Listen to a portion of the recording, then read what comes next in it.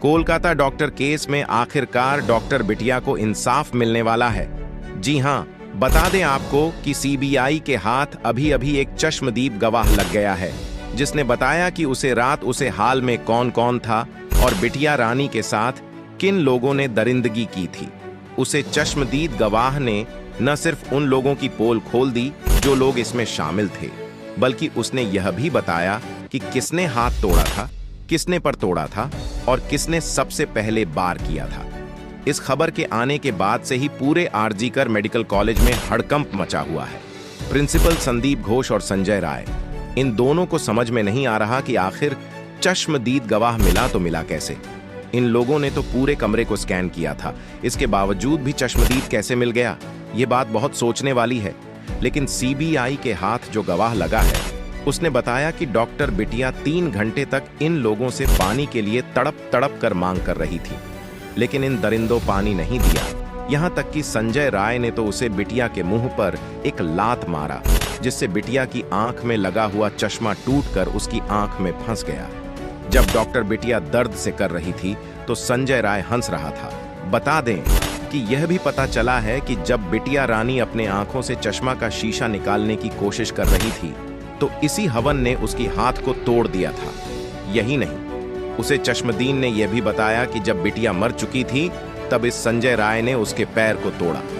मतलब कि बिटिया रानी को जिंदा रहते तो इन्होंने नचा ही, जब डॉक्टर बिटिया का देहांत हो गया उसके बाद भी इस हवन ने उसका पर तोड़ा, जो अपने आप में बहुत दर्दनाक है। इस जैसदीप गवाह ने सीबीआई को कुछ ऐसे अहम सबूत दिए हैं और ऐसी ऐसी बातें बताई है जिसे सीबीआई के भी दिल पसंद गया।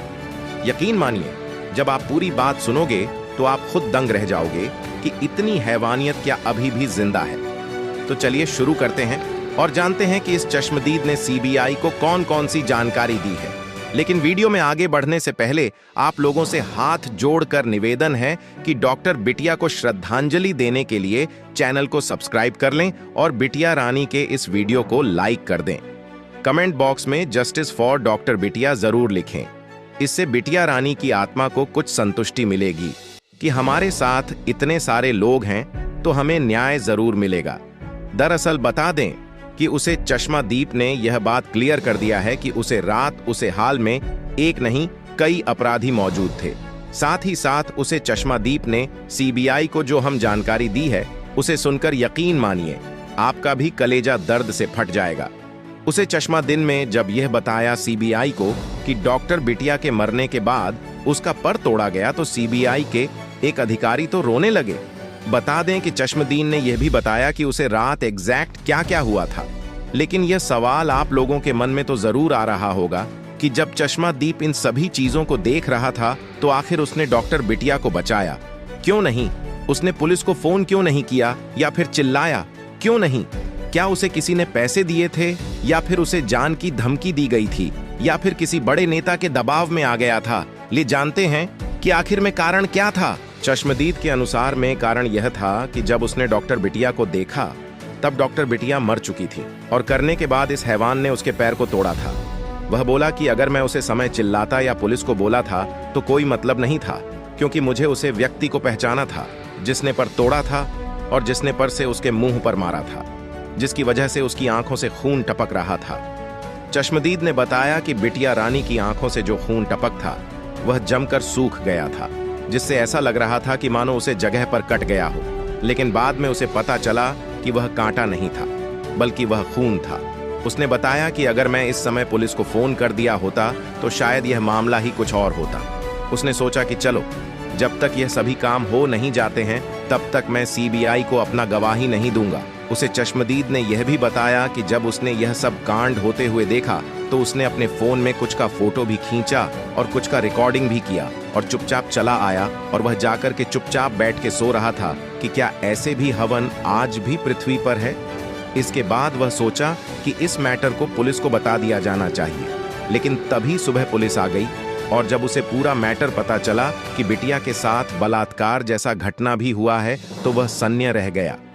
इसके बाद जब उसने देखा कि मामला सीबीआई के पास पहुंच गया तब उसने अपने सबूत सीबीआई को सौंप हैं। यह जो सभी चीज आप सुन रहे हैं यह एक थ्योरी के अनुसार है। बता दें कि इस थ्योरी के अनुसार आगे यह भी पता चला है कि जो बिटिया रानी के ऊपर पैर से उसके मुंह पर हमला किया था वह कोई और नहीं, संजय राय ही था। यह भी पता चला कि जो बिटिया रानी के पर को 90 डिग्री करके तोड़ दिया गया था और दर्द से कर रही थी, वह भी संजय राय ने किया था। यह भी पता चला कि जब बिटिया रानी 3 घंटे तक संजय राय से पानी की डिमांड कर रही थी कि उसे प्यास लगी है, उसका गला सूखा जा रहा है, उसे पानी चाहिए, तब इसी संजय राय ने उसे पानी भी नहीं दिया था। खुद तो दारू के नशे में धोखा और बिटिया रानी को पानी के लिए मार डाला। बता दें कि इस संजय राय की हैवानियत को देखने के बाद ऐसा लगता है कि मानव पृथ्वी पर मौजूद सभी पुरुष इसीलिए जिंदा है। बता दें कि यही नहीं, आगे यह भी पता चला कि जब बिटिया रानी की आंख से खून गिर रहा था तभी इस संजय राय का दिल नहीं पसीना बल्कि वह हंस रहा था और इसी कारण से इसने और भी ज्यादा हैवानियत दिखाई। संजय राय की इस हैवानियत को देखने के बाद बताया जा रहा है कि इसे फांसी देने से पहले इसके साइकोलॉजी को टेस्ट कराया जाएगा और यह पता लगाया जाएगा कि क्या इसके साइकोलॉजी में कोई प्रॉब्लम है, क्या इसे किसी प्रकार की बीमारी है। अगर बीमारी होगी तो इससे पहले ठीक किया जाएगा, फिर इसके बाद इसको फांसी की सजा दी जाएगी। हालांकि इस दरिंदे को फांसी की सजा दी जाए तो वह भी कमाल करता केस में। महिला डॉक्टर के मामले में अभी अभी 3 ऑडियो कॉल रिकॉर्डिंग आई है जिसको आपको सुनेंगे। इस कॉल रिकॉर्डिंग में बहुत कुछ है। यह कॉल आईजी का अस्पताल की एक महिला अधिकारी ने पीड़िता डॉक्टर के पिता को किए थे सबूत है और इसे आज यह सवाल खड़ा होता है कि आखिर इस सरकारी अस्पताल के प्रशासन पर वह कौन सा दबाव था कि वह इस महिला डॉक्टर के माता पिता को सही जानकारी नहीं देना चाहते थे। आपने भी देखा होगा अस्पताल के प्रशासन की तरफ से जो पहले कॉल गया उसमें सिर्फ इतना बताया कि आपकी बेटी की तबीयत खराब हो गई है और आप जल्दी से पहुंचे, हम आपकी बेटी को इमरजेंसी वार्ड में लेकर जा रहे हैं। फिर दूसरा कॉल आया जिसमें यह बताया गया कि तबीयत बहुत खराब हो गई है और शायद उसकी मृत्यु हो गई है और लगातार उसे महिला डॉक्टर के पिता यह पूछते रहे कि हमारी बेटी को क्या हुआ है, डॉक्टर से पूछकर बताइए, लेकिन उन्हें कोई जानकारी नहीं दी जा रही थी। और आखिरी जो फोन कॉल किया गया उसमें यह बताया गया कि शायद आपकी बेटी ने आत्महत्या कर ली है। सच्चाई यह है कि महिला डॉक्टर के शव को देखकर कोई आम आदमी भी आसानी से यह बता सकता था कि इस महिला डॉक्टर का बलात्कार हुआ है और निर्मल हत्या की गई है।